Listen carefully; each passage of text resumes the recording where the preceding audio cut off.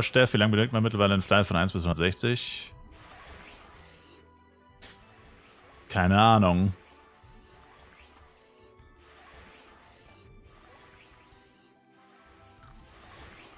Das kommt darauf an, ob du auf dem FEC-Server anfängst oder auf dem normalen Server. Und dann kommt es halt darauf an, wie effizient du spielst und wie viel Geld du ausgibst. Du kannst es theoretisch stark beschleunigen, wenn du sehr viel Geld ausgibst. Kommt halt aber auch darauf an, wie du deine Zeit investierst. Also du kannst ja nur leveln oder halt auch nicht. Kannst du ja auch andere Sachen machen. Giants hunten, Dungeons und solche Sachen. Wo Leveln jetzt nicht zwangsläufig im Vordergrund steht.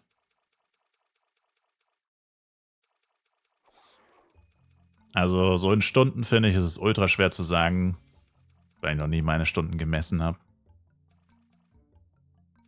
Aber wenn ich schätzen müsste, würde ich sagen, auf dem FEC-Server so 2 Monate wahrscheinlich, wenn du nicht ganz übertreibst und halbwegs gemächlich spielst.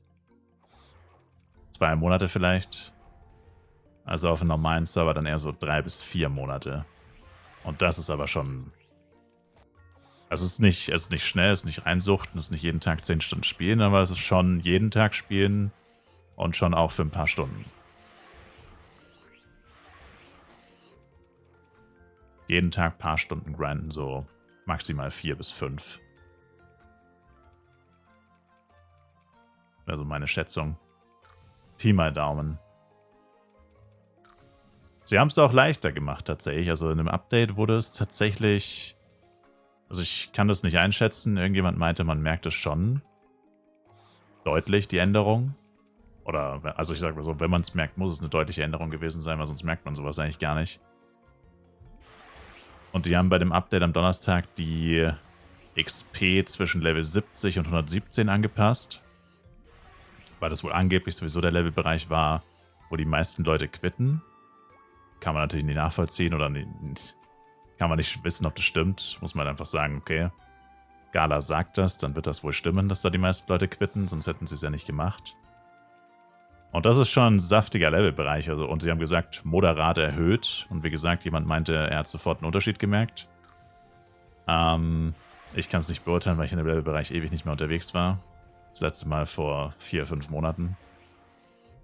Und das sind halt 47 Level, die jetzt angenehmer zu grinden sein dürften. Also keine Ahnung, wenn du vorher zwischen Level 70 und 117, was weiß ich, 100 Stunden investiert hast, sind es jetzt vielleicht nur noch 70, 80 oder so. Also, das sind so viele Level, das spart einem bestimmt ein paar zig Stunden ein. Und bestimmt 1, 2 Wochen schneller, wenn man jeden Tag so 3, 4 Stunden spielt als vorher. Ist schon cool. Wobei das natürlich im Großen und Ganzen relativ irrelevant ist, der Levelbereich. Also ich meine, das ist schon nice. Natürlich.